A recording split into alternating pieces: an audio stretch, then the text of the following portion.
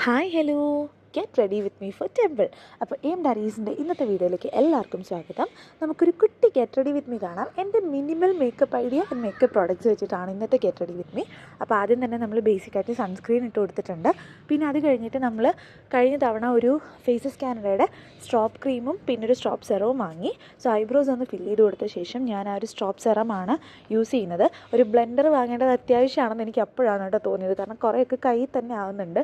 അപ്പോൾ ഈ ഒരു സാധനം എങ്ങനെയുണ്ടെന്ന് കുറച്ച് പേര് എന്നോട് ചോദിച്ചിട്ടുണ്ടായിരുന്നു. സാധനം ഒരു ഗ്ലോയി ഡൂയി ഫിനിഷൊക്കെ നമുക്ക് തരുന്നുണ്ട്. പിന്നെ ഞാൻ കുറേ ട്യൂട്ടോറിയൽസൊക്കെ കണ്ടാണ് കേട്ടോ യൂസ് ചെയ്യുന്നത്. ഞാൻ അത്രയ്ക്ക് അങ്ങോട്ട് ഈ ടൈപ്പ് പ്രൊഡക്ട്സ് ഒന്നും യൂസ് ചെയ്യുന്ന ഒരാളല്ല. ഇതുപോലെ എന്തെങ്കിലും എവിടെയെങ്കിലും സ്പെഷ്യലായിട്ട് പോകുമ്പോൾ മാത്രമേ ഉള്ളൂ. ആൻഡ് സോ അത് കഴിഞ്ഞിട്ട് ഒന്ന് കോമ്പാക്ട് പൗഡർ വെച്ച് ടച്ച് ചെയ്ത് കൊടുത്തു. പിന്നെ ഞാൻ ഫേസസ് കാനഡയുടെ തന്നെ മസ്കാരയാണ് യൂസ് ചെയ്യുന്നത്. അത് അത്യാവശ്യം നല്ലൊരു വോളുമിനൈസിങ് ഫീൽ തരുന്ന മസ്കാരയാണ്. ഞാൻ ലാഷസൊക്കെ കുറവുള്ള ആളാണ്, അപ്പോൾ അതെനിക്ക് നല്ലൊരു എഫക്റ്റ് പോലെ തോന്നി. ആൻഡ് ദെൻ നമ്മുടെ ബ്ലൂ ഹെവൻ്റെ മാറ്റ് ഫിനിഷ് ലിപ്സ്റ്റിക്കാണ് കേട്ടോ യൂസ് ചെയ്തത്.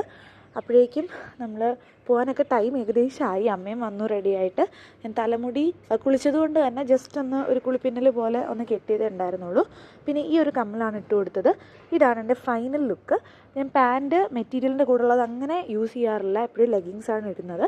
സോ നമ്മുടെ കംപ്ലീറ്റ് ഔട്ട്ഫിറ്റ് ഇതാണ്. ഇഷ്ടമായാലും ഒന്ന് കമൻറ്റ് ചെയ്യുക. അടുത്ത വീഡിയോയിൽ കാണാം. Bye bye.